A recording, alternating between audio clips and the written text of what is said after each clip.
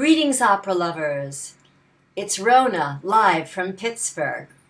Last night I had the great pleasure of hearing I Puritani live streamed from the Met for their opening night of the season of this opera. I consider it to be Bellini's greatest masterpiece, even over Norma. Okay, shoot me now. And it was a very anticipated event for many reasons. First of all, this opera is not done that often. It had a run about 7 or 8 years ago with Anna Netrebko, but before that, it had a run in the mid-1970s with Joan Sutherland and Luciano Pavarotti. Before that, you had to go back to the 1918-1919 season at the Met to have heard this opera. Just a little bit about my own interaction with this opera in general. When I started loving opera, it was through Wagner and Puccini. Slowly, I added Verdi's masterpieces, and then I began liking some of his lesser works, adding other Verismo operas, especially Cavalleria Rusticana and Pagliacci, adding Russian operas, especially Eugene Onegin. But I never warmed up to the operas of Mozart, although I love their music, and never warmed up to the operas known as the bel canto operas, even though I was a soprano whose voice was sort of well suited for the leading ladies, not to sing them in a professional house, maybe, but to certainly sing them for my voice lessons. And I loved the great arias. And I went to see many of the touchstone big bel canto operas, especially Lucia, and was invariably bored. I used to fall asleep all the time during those operas. They had what I called a lot of filler music, a lot of people standing around singing. I wasn't interested in the stories. Little by little, I began to like them a little more through the comedies, but I still didn't like the dramas. A couple of weeks ago, the Met live streamed its opening night performance of La Sonnambula, and it was a fantastic event. And so I decided I would revisit I Puritani and listen to the music again.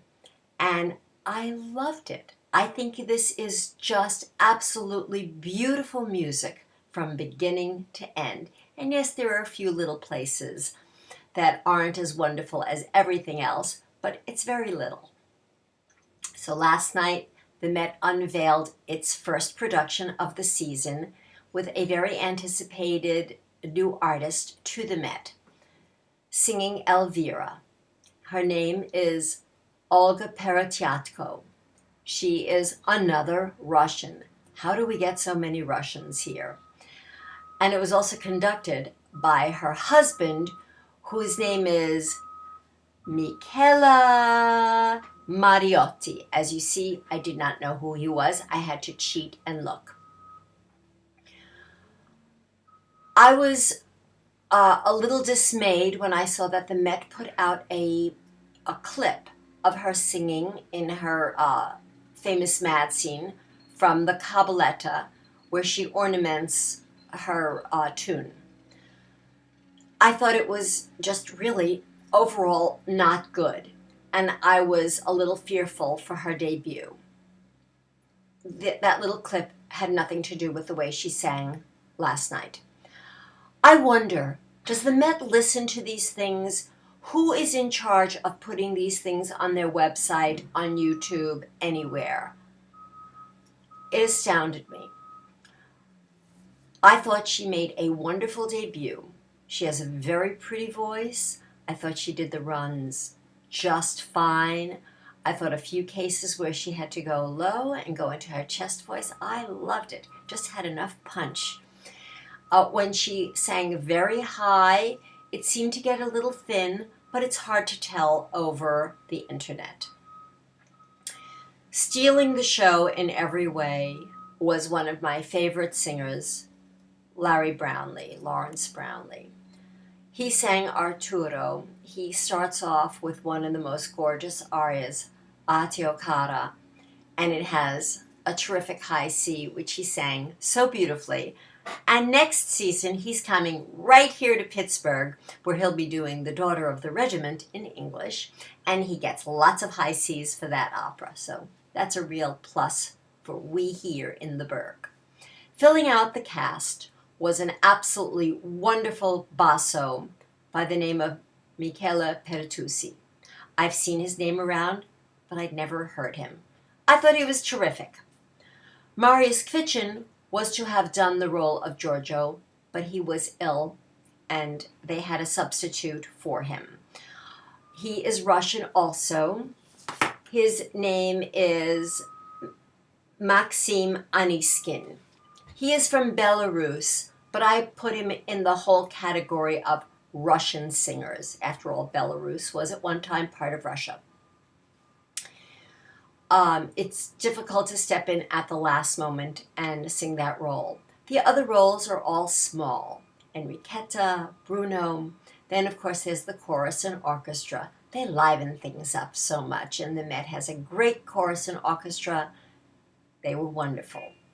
One of the nicest surprises of the evening was the quick pace that the conductor led the entire opera.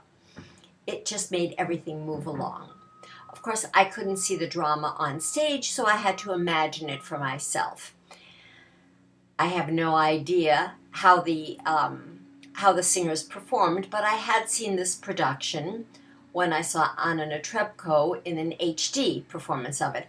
And it's the same production that Luciano Pavarotti and Joan Sutherland sang in the 1970s. I have a few words of a little bit of complaining about the overall quality of these transmissions. And that is just in general, the intermissions are too long. Maybe the intermissions are so long because people need to use the facilities, especially the ladies' rooms.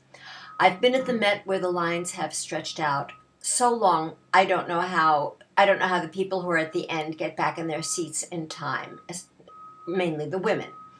I would like to propose to the Met, if anybody is listening, that they do something about this. Maybe make some unisex bathrooms, because I've never seen a big line for the men. They just go in and out. And so maybe that's the reason for the long intermissions. They really drag out the evening way too much. And I think this was evidenced by the fact that at the end of the opera, there was very little applause. Why? It's 11 o'clock at night, for God's sakes. After 11, people have lives. They have to get up in the morning and go to work. But other than that, other than the overlong intermissions, it was a beautiful evening of gorgeous singing and gorgeous music.